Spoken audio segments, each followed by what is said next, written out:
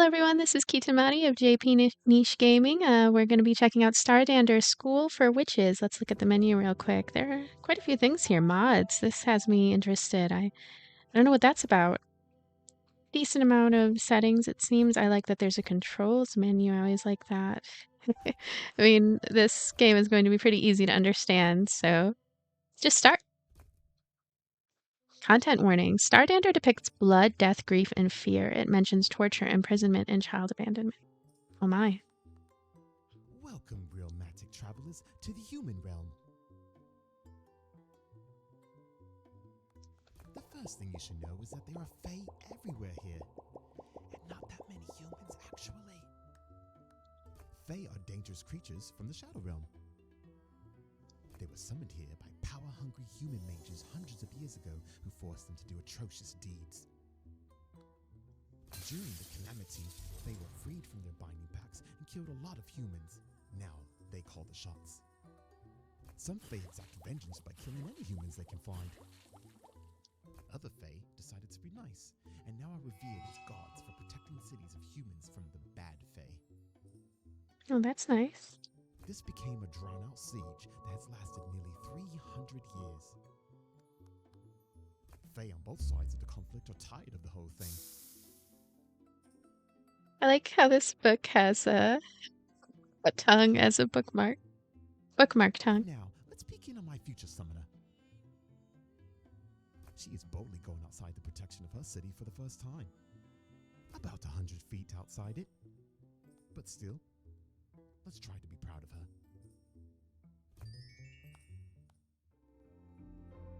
Chapter 1. What it means to trust. I smooth my scarf down over my coat, trying to hide the threadbare patches at the collar. Despite the cold, my palms are sweaty. My heart feels tight.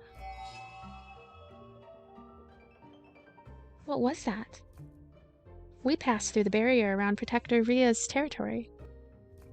We're in the wilds now, where hostile fae of all types lay ready and waiting to gobble up soft city folk like us. I say it half-jokingly, but glance at Father to gauge his reaction. It is rare for fae to come close to the city. If you were scared, you needn't have come, Callie. I'm not scared, I haven't seen Devin in 7 years. I had to come eventually.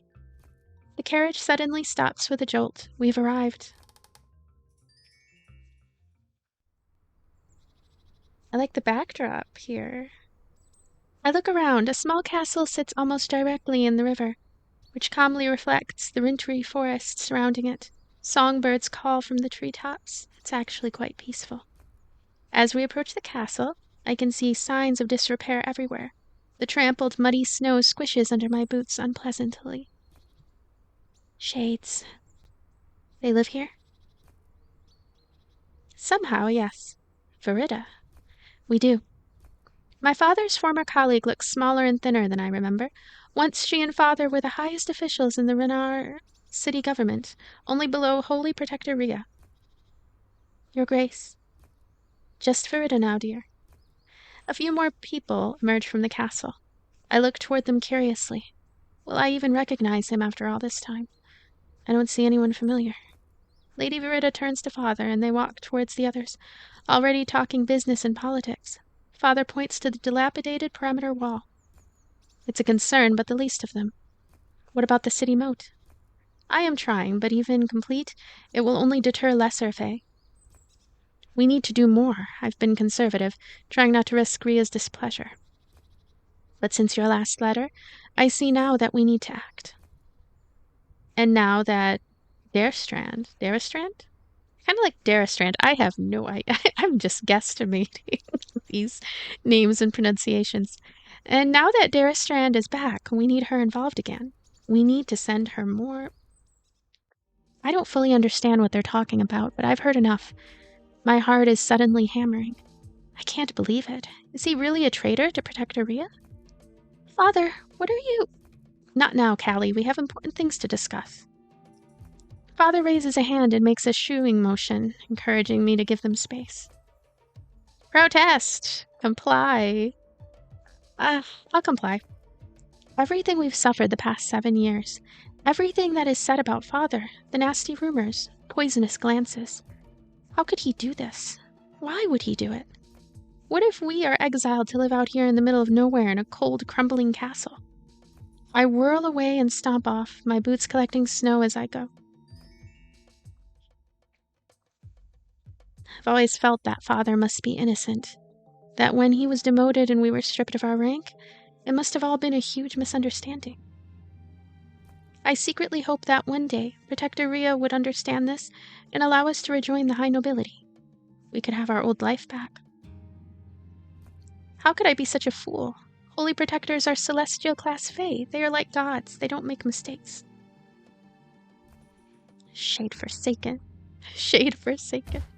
Suddenly my boot catches on a white dusted tree root. I nearly fly forward face first into the snow, but I'm caught by something. Careful. This is Devin. Devin? His eyes widen with recognition. Aw, Callie, what are you doing here? You weren't... Lord Graham and I are visiting. Didn't Lady Verita tell you? Oh, thank the Protectors. I thought maybe you were exiled too. We stare at each other for a long moment. I was only 6 years old when Devin was exiled.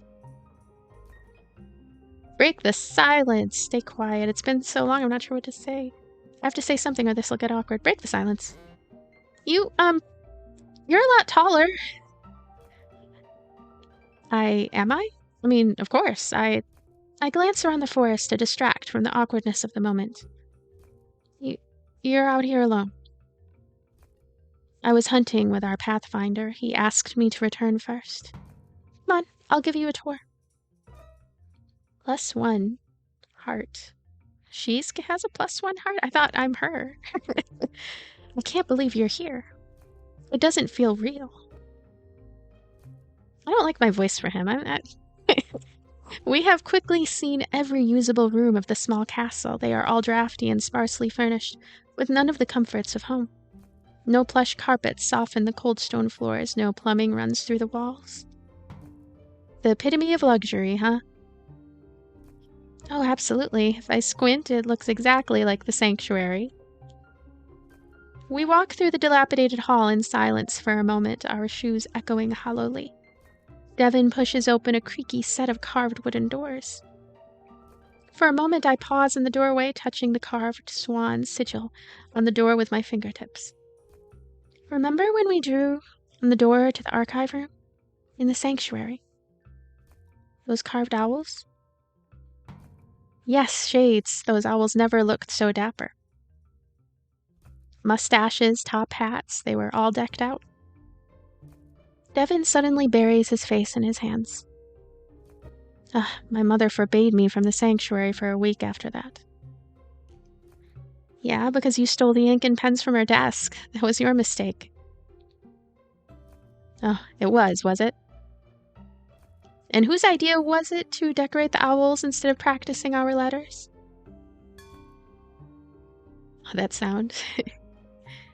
I step through the doorway and we exit the castle onto a wide balcony directly above the river. I grasp the banister and look both ways. The river curves away, slow and reflective as a mirror. This is my favorite spot. Below us, a large water bird takes off from an icy branch and swoops away, following the curve of the river. Ask about Father. Enjoy the view. So one thing I will commentate on is I like this. I like that we have an idea of what she might say.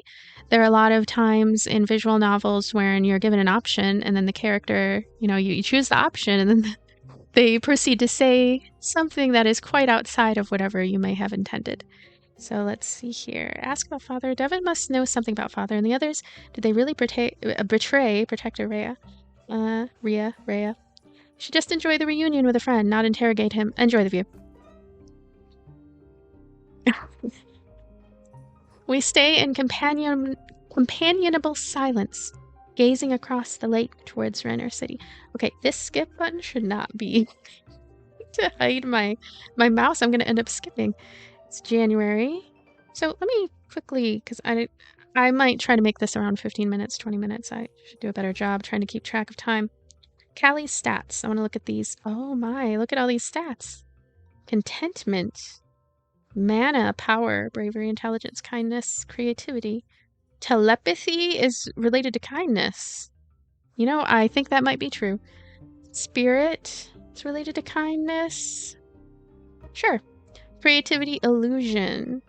Oh, I agree with this too. Summoning, creativity, yes. Transmutation, intelligence, channeling. Transferring your strength into another. Yeah, intelligent people do that.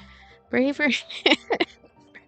Projecting your power as offensive attacks, protection.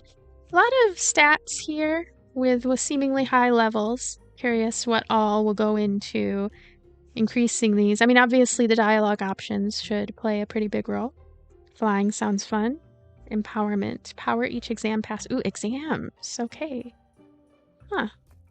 Let's look at our inventory. Nothing in here yet. We'll be able to make potions at some point. We have some magical ingredients. Encyclopedia, we can check out Callie. Oh, so we're going to have other allies and we can, you know, that sounds really fun if that's what I'm thinking, which is that based on our own actions, their own natures may change. That would be really, really cool if that is indeed how it works. So history, I'm assuming this is dialogue history. Okay. I don't know about this font, but it works. It works. So let's continue for a little bit. A few jumbled shouts reach my ears. I see someone running across the clearing where our carriage is stationed. What's going on? He enters the castle again, and I follow. We are nearly running as we burst out the front doors and take in the scene. There's something huge and horrible at the edge of the forest. Oh, wow. It's a snake. Goodness gracious, the telepathy right now. A lone magic user, that must be the Pathfinder, is pummeling the creature with blasts of light, but it doesn't flinch at all. The Pathfinder is already down on his knees in the snow. So we're not going to have to kill him, are we? As we rush out into the middle of the clearing, Father and the others are rushing towards us. Go back. Inside the castle. Everyone in. Wait, did someone say something? I have my headphones in, and I don't have them on. It's a very strange setup that I have. Graham, no, take the carriage. Get Callie back inside Ria's territory.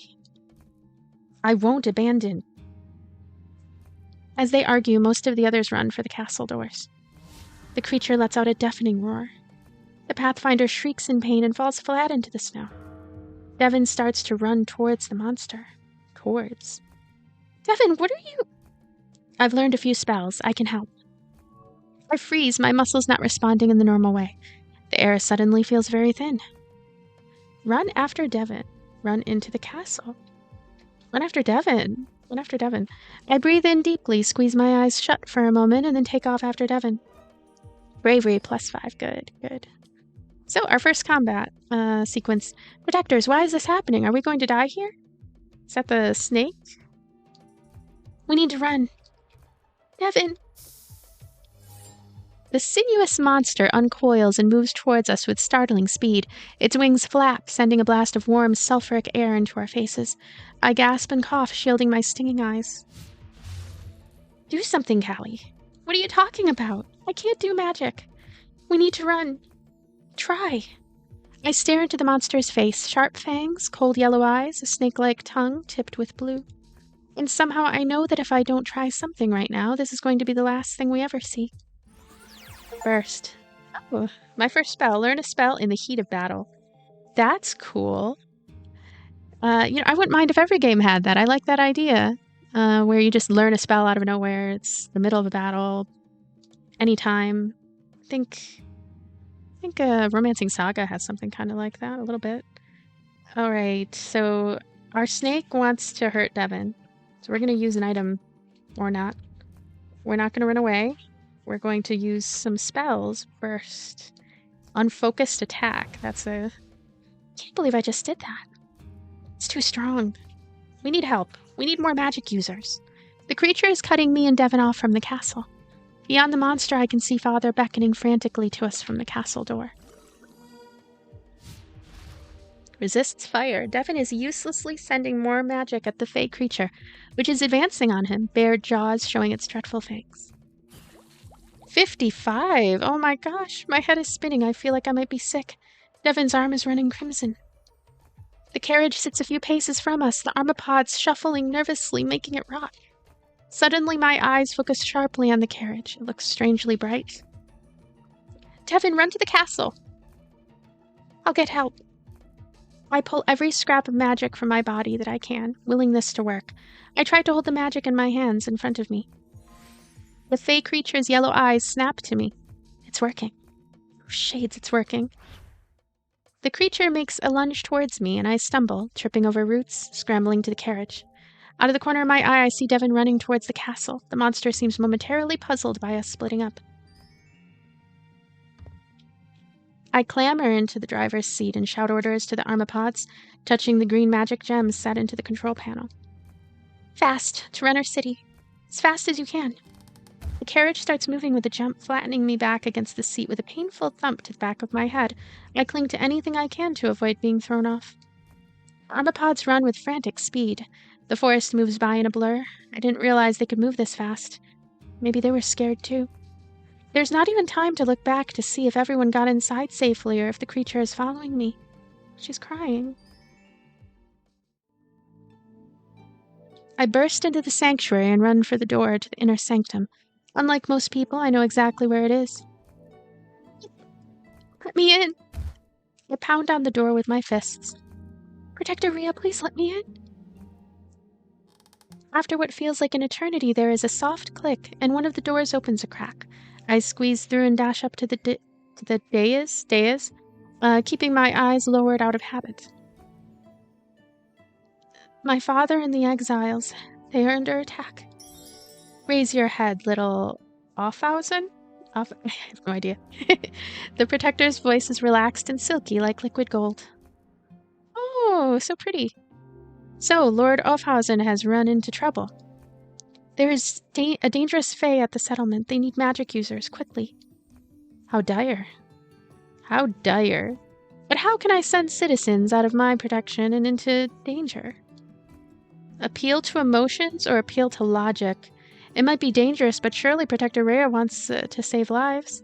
How can she not be worried about such a dangerous fey? So I know I'm going to be emotional, so I'm going to try to appeal to logic. Intelligence +2. There shouldn't be dangerous fey so close to the city.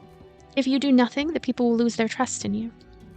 Lose their trust in me? Inconceivable. I am what stands between the citizens of Renar and these dangerous fey. Please, they're hiding inside the castle, but... Castle walls won't hold back a scorpion drake for long. Dear, I hate to bear the cold truth, but they are probably already dead. My stomach turns over, and I fall to my knees on the chilly tile floor. The Holy Protector turns away from me and steps up the dais slightly, her fur gleaming in the glow of innumerable braziers. Please help them, I know you can. Please, I'll do anything! She pauses, then twirls gracefully back towards me, a twinkle in her otherworldly eyes. The Protector suddenly steps very close to me. When she speaks, I can see the sharpness of her gleaming fangs. She seems to be smelling? I shudder and fight off the urge to step away. I have protected this human city for 3 centuries, but only once have I suffered a betrayal by the humans I sacrificed my life for. Only once. I wonder who? I wonder what? I swallow, heart beating hard. You should know something, child. The proof that has eluded me for 7 years finally landed in my lap. A poorly coded letter between your father and his little friends. I now have everything I need to order your entire family into exile. No. However, I am a gracious protector. I am forgiving. I believe there is an opportunity here. An opportunity for redemption. What do you mean? I have a task I need someone to do. You have some latent magical talent. And you must be about the right age, too. Accept task or ask about the task? Ask about the task. What could it be? What would I have to do? The Protector's lips curl, showing her fangs. Is that a smile? It is. It is a smile. Are you sure you wish to ask? I don't need to remind you of the urgency of the situation. I'll do it. Just please save them. I have already dispatched a team to the exile settlement. Oh, that was fast. If there is anyone left to save, they will be saved. She's kind of manipulative, right? I don't know. She's very powerful. I get that sense. Okay, so I don't know how long it's been. Oh no. Oh no. Well, this is a good opportunity for us to hit history. Father's cloak is tattered, his face ashen, and he's covered in dust, but he's in one piece. I throw myself into his arms. She asks what happened. I am going to stop for right now. We can save the game in an empty slot here. Very quick save right there. All right, it's been 20 minutes. So that is Stardander, and I am definitely curious to continue. I find the story to be pretty intense so far. I think I'm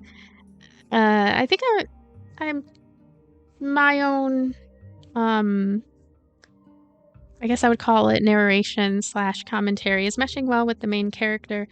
I think I can try to continue making this work if I do continue this game. And I like stats. I am curious what her stats are going to look like by the end of the game. I'm kind of surprised that my intelligence is the highest one. Okay, that's pretty cool. And I wonder how it's going to go forward that way. I like the idea of just learning spells out of nowhere. And maybe those might also be influenced by our actions. That would be very, very cool. So yeah, I think this is an interesting game. I wonder how long it's going to be. I have a lot of questions, I guess, stuff that I should look up, but thank you so much for spending this time with me. Information about this game and where you can find it on Steam is going to be inside of the description. And I will see you again later. Thank you so much for being here.